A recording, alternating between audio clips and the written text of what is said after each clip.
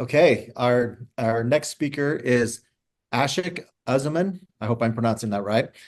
With over 18 years of dedicated service in engineering leadership and software engineering, Ashik is a seasoned professional known for his expertise in developing expansive distributed systems. I almost said expensive. They may be expensive too. Expansive distributed systems. Throughout his career, he has championed a culture of innovation, excellence, and diversity, nurturing resilient teams that embody forward-thinking values. Adept at managing stakeholder relationships and fostering collaboration, his leadership has played a pivotal role in driving business innovation and technological advancements. His strong sense of accountability, profound technical knowledge, and customer-centric approach have made him a trusted leader in the industry. Notable achievements include his significant contributions to Twin Health's $50 million Series D fundraising. With a proven track record of driving transformative changes within organizational frameworks and processes, Ashik continues to be a driving force in the world of engineering and software development. All right. Welcome to the virtual stage, Ashik. Yeah. Thank you, Brian. Thank you for inviting me and for such a nice introduction. So hello, everyone. I hope you all hear me clearly. Please let me know if you have any trouble. I have some internet issues going on locally in my place, but hopefully it will be all okay. So today I want to talk about managing a team, managing a technical team, you can say, because I'm in the industry of software engineering. So I may come up with a few examples that comes from there, software engineering, but it should be for any team where you are a manager, not just leader, but manager, and you will have to manage the performance of the team. So I want to talk to you about a particular theory, and then I'm ready to answer any questions if you have after that. So the model that I'm going to talk about today is called capability commitment matrix. So what I will do is I'll show a screen quickly, a diagram, and then I'll be talking based on the diagram for some time before we come back again. So I hope you all hear the diagram. This is that capability commitment matrix. So the basic idea is this, like you are managing a team and there are diversified team members there of different levels. Let's say you manage all of their performance. That means they report to you. A team works very well when they are diversified. They have different type of skill set, and you utilize different people's skill set for different purposes for your own project, but in different areas. So that's how usually most of the teams work. Now, many companies have a yearly performance review at the end of the year, and they try to figure out how the team members did, and they either promote them, fire them, or keep them there, give raise and so on, or change their role and so on. So there are certain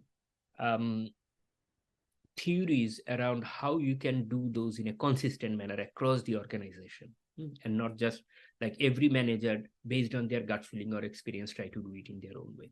So this is one of those theory. You don't have to exactly follow this. There are many other alternative theories there, but this is something I find very convenient. Let's put it this way. This is called capability commitment matrix. Also, it is known as competence commitment matrix or skill will matrix. So you will hear different names for this, but basically this is a 4-box model where in the x-axis you put one attribute like capability, and in the y-axis you put another attribute like commitment, and you create 4 boxes on those. So let's look at this one. In the x-axis, we are saying the capability of a team member can be ranging from low to high. So there is no medium here or anything. For now, because it's a 4-box model, you only have 2 variables, low, high for capability. Similarly, another 2 values for the variable commitment, low or high. So let's go through this. So when you're managing a team, you will see that the first quadrant is where the team member who you are evaluating, you are managing, their they are low performers. Why? Because their capability is low and their commitment is low. In every team, there will be few people like this. You are fortunate if you don't have any low performer in your team, but in general, we are talking about majority of the teams will have a few low performers. So how do you manage them? How do you evaluate them and manage them? So here, due to the scope of this speech, will not go into how you evaluate them. We are assuming you are using 360-degree model, peer feedback, 360-degree review, peer feedback, or other mechanism, or your direct observation and so on, to decide that this team member is a low performer, like their capability is low and commitment is low. We are not questioning your method, how you came to that conclusion. Let's assume you have came to that conclusion already. Now what you do is what this module is going to talk about. So low performers are usually maybe a bad hires, like you hired them, but you didn't go through proper interviewing process, or you could not catch that they are technically not capable, which is capability. For example, for a software engineer, you are hired as a good programmer or coder, but your coding is not very good. That can be a low capability software engineer. Another is commitment. You can be a low commitment team member if, let's say, you are disengaged with the team. You are not, the company's vision doesn't inspire you, or you are simply someone you want to work alone. You don't want to work with the team and so on. So for many different reasons, the team is not finding you very helpful, or you are not a team player, or you are not committed to the team. So these are low capability, low commitment team members. Usually in a team, there are not too many low commitment team members, low performers you will find. Why? Because there is, of course, interview process. No one can just pass those interviews very easily. You have to go through rigorous things. So you have at least some capability will be there, even if your commitment cannot be tested during the interview. At least your capability gets tested to some extent during the interview. That's why you'll usually not see too many people here. An approximate observation of mine, there is no data or research or anything, is that usually on an average, a team has 10% low performers. So take it with a grain of salt. This is my observation from my career. So now, once you have identified that there is a low performer, what do you do? So as a manager, you are responsible for their career. Right? You are also responsible for the delivery of the project. So what you do is usually you have candid conversation with them. So whether it's at the end of the year, which is a bad idea, what you should have is a continuous feedback with them. Every year with everyone, every week with every one of your direct report, you should be sitting. We call it one-on-one meeting. So, but different teams or managers handle it differently. Whatever way you're managing, basically don't wait for the end of the year. Have constant feedback. So sit down, have candid conversation, suggest what they can try. Like, I understand you are having a little bit problem technically here, or you are feeling disengaged. Let's handle one thing at a time, and you suggest, can you try this? Can you try that? And so on. Ask good questions as a manager. You have to try to go to the bottom of the problem.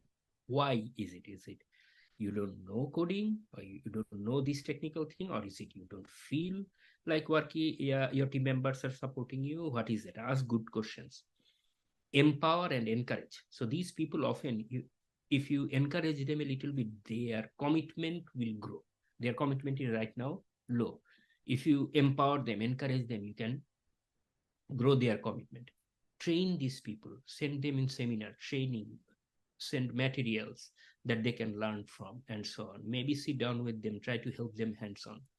And another is build confidence in them. Sometimes they are better than what they think. So these are some of the things you can try as a manager.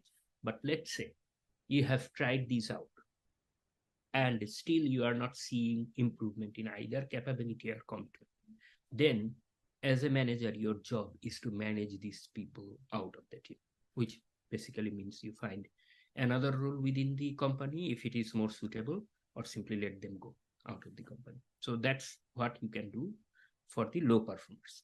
So the in the bracket, what I am trying to tell them is direct them exactly how they can come out of this box, low performance box. The next one we'll talk about is the top right, which is high performers. They are high capability, high commitment people.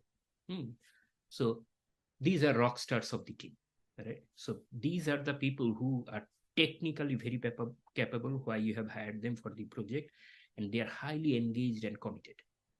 They are superstars. So support them. What do you do for this type of people? Because they may not continue to be superstar if they don't get the right manager support. They may get bored with the team. They may feel lack of direction. Is that okay? What next? What do I do? So when managing this kind of people, trust them to do what they are supposed to do instead of directing much, opposite to the low performer, where you will be directing a lot. It will look like you are micromanaging. Here it has to be opposite. You trust them. You empower them as an expert. They are the subject matter expert in their area. Find new challenges for them. Otherwise, they'll get bored because they already are mastering what task you are giving them. They're doing amazing. They're highly capable. They're committed. You have to constantly find new and new challenges for them. Don't take these people for granted because they are superstars. They know they may move away from your team or company anytime because they are good. They know they are good. So don't take them for granted.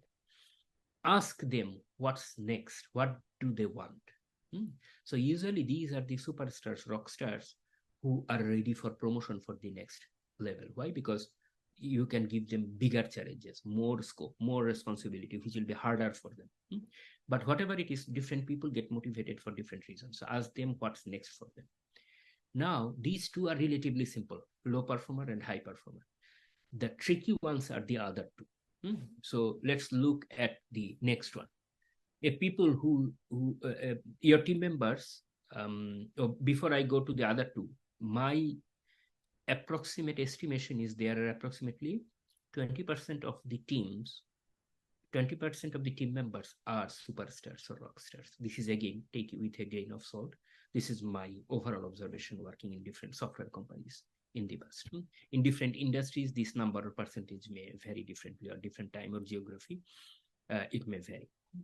So that means majority of the people are not low performer, not high performer. That's the main point I'm trying to establish. Majority of the people will be in one of the other two boxes, where they have low capability, high commitment, or high capability, low commitment. Those people are approximately 70%. So that's why I quickly covered the low and high first. Let's go to the third quadrant now. Low capability, high commitment. I'm calling them potential detractors. So this is a tricky one because they are actually highly motivated.